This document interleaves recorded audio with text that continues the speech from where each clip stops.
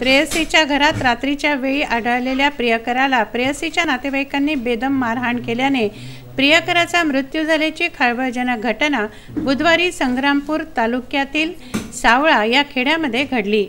या प्रकरणी तामगाव पोलीस ठाण्यात प्रेयसीकडील 8 जणांविरुद्ध खुनाचा गुन्हा दाखल करण्यात आला आहे।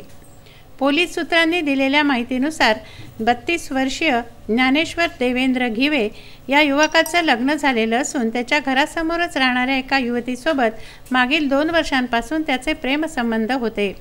या युवतीचं लग्न 7 फेब्रुवारी रोजी होणार होतं।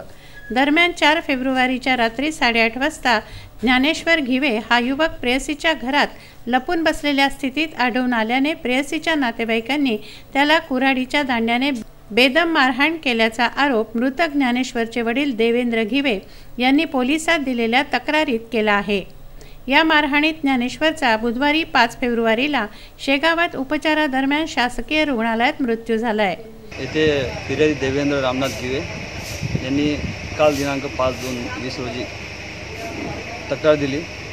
सदर तक्रारीमध्ये त्यांनी सांगितलं की त्यांचा मुलगा ज्ञानेश्वर देवेंद्र घिवे जो मृतक आहे त्याचे घरासमोरील मुलीशी प्रेमसंबंध होते। प्रेमसंबंधातून मुलीच्या नातेवाईकांनी त्याला लाथाबुक्क्यांनी व कुऱ्हाडीच्या दांड्यांनी मारहाण केली, जबर मारहाण केली, ज्या मारहाणीमध्ये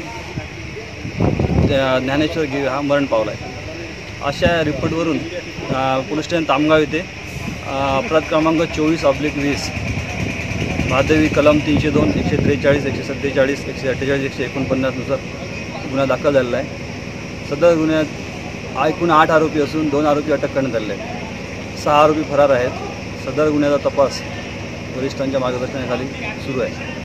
या प्रकरणी तामगाव पोलिसांनी मृतकाच्या वडिलांच्या फिर्यादीवरून प्रेयसीच्या 8 नातेवाईकांविरोधात खुनाचा व दंगलीचा गुन्हा दाखल केला असून 6 आरोपी सध्या फरार आहेत, तर 2 आरोपींना अटक करण्यात आली आहे।